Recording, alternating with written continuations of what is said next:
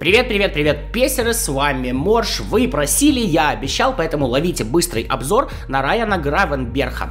От Аякса у него карточка, рейтинг 100, и в этой команде недели он у нас появился. 190 сантиметров роста, 18 лет и рабочая правая нога. Значит, может он сыграть опорного полузащитника, центрального полузащитника и атакующего полузащитника, про это будет шутка скоро совсем. По статам, умение атаковать для его позиции центральный полузащитник вполне пойдет с головой. Идеальный контроль мяча, дриблинг классный, удержание практически идеальное, суперский пас низом, хороший пас навесом, есть и реализация, есть и игра головой относительно, в принципе, на нормальных показателях при его-то росте. Да, штрафные не бьет, но кому оно надо, у нас куча людей, которые исполняют штрафные. И даже подкрутка 87 вполне себе на уровне. Скорость и ускорение вообще замечательные для его позиции 93-88. При этом пушечный удар 95. Прыжок особо не завезли, но за счет роста, ребят, он реально вывозит.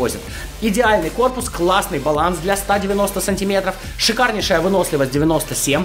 При этом статы в защиту тоже есть. И умение защищаться, и отбор мяча, и агрессия в наличии.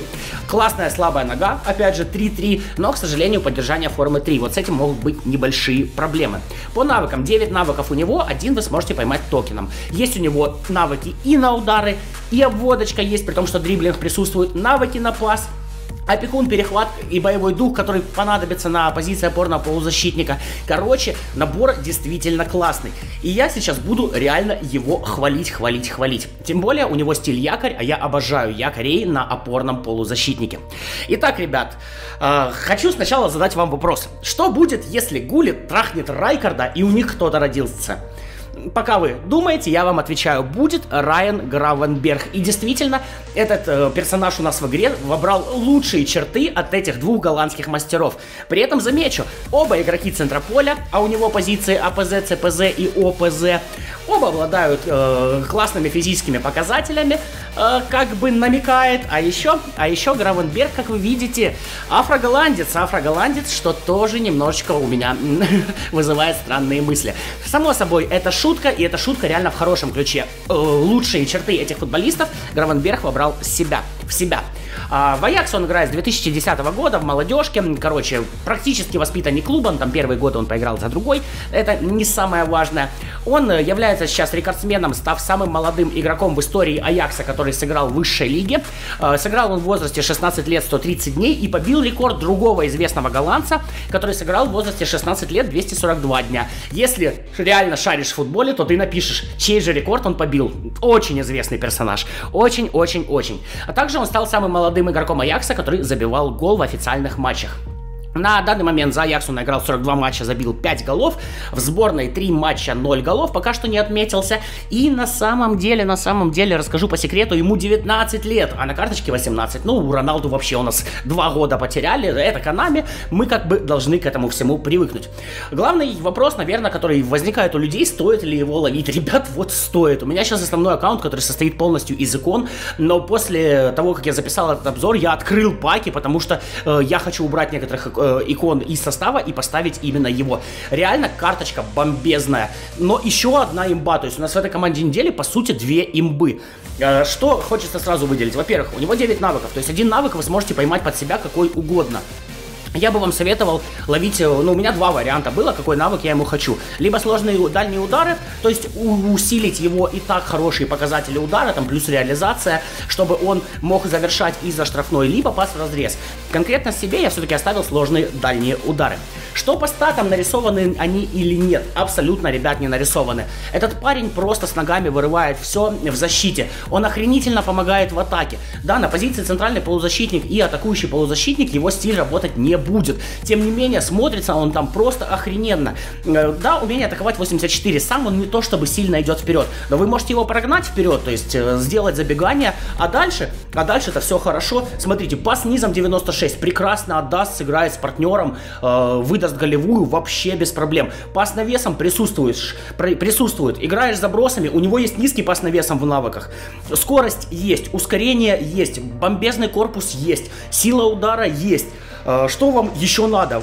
Баланс, хотите покрутиться в штрафной, так и он-то у него тоже есть. 88 для игрока, который 190 сантиметров роста, это офигенно. Я был в восторге от карточки Роналда, я в таком же восторге на самом деле от карточки Райана Гравенберха. Карта супер, у вас есть еще время, если у вас есть попытки, я вам рекомендую его поймать. Будет ли такой большой проблемой физическая форма 3? Ну, как сказать, смотрите, если вы в матчдеях играете, то там как бы физическая форма вообще никого не трогает, потому что я играю в основном в матчдеях. Вот, там если игрок правильной команды, то всегда стрелка вверх, если игрок нейтральной команды, то всегда стрелка на 3 часа, если, если неправильной, то всегда стрелка вниз, и если, блин, я уже сам запутался, короче, правильная команда стрелка вверх, нейтральная стрелка на 3 часа и неправильная стрелка вниз, то есть здесь физическая форма абсолютно не влияет. К сожалению, Аякса у нас нет в матчдеях, вот, я сегодня это, оказывается, узнал, вот, но сборная Голландии есть, и за нее он вполне себе сыграет. При этом Гравенберх, в принципе, показывает очень взрослый и очень неплохой футбол на протяжении всего сезона, то есть он достаточно часто бывает на форме Б, то есть у него, даже при том, что у него типа поддержание формы 3, плохих стрелок быть не может. Так что я бы вам советовал, вот действительно, я бы вам советовал, карточка шикарная, и реально он очень классно показывает себя на поле. При этом за него можно пофинтить, есть обводка двойным касанием, финт достаточно удобный, за него можно понавешивать, потому что это он умеет, за него можно попробивать, это он умеет, и в защите себя еще и показывает классно. У меня были мысли вообще, а с кем его сравнивать, вот, ну, как бы перед роликом, да, перед игровыми моментами, ну, как вы видите, я так и не понял, с кем его сравнивать, потому что вот для меня сейчас, после наигранных за него матчей, наверное, 20, мне кажется, что он превосходит и Райкарда, и Виеру. Вот серьезно.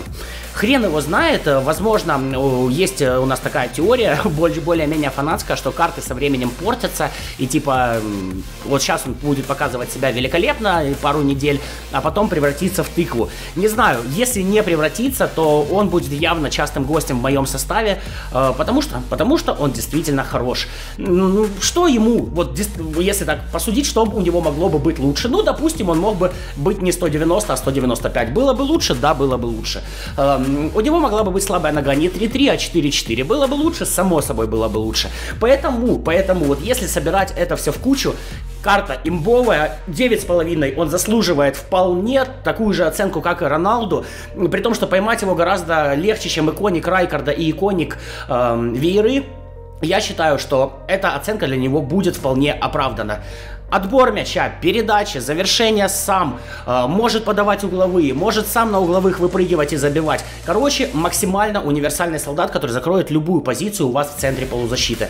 Да, повторюсь, на атакующем полузащитнике центральном как игрок без стиля.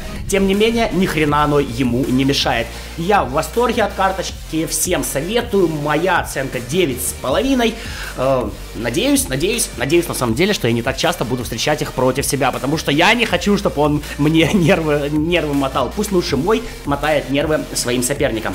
Ну а если ты его уже поймал, я с удовольствием почитаю твое мнение об этом товарище в комментариях. Вы знаете, я читаю, я отвечаю. Ребята, огромное спасибо за поддержку. Сейчас она мне максимально от вас важна, и вы справляетесь. В комментариях много, просмотров много, канал растет. Все это благодаря вам.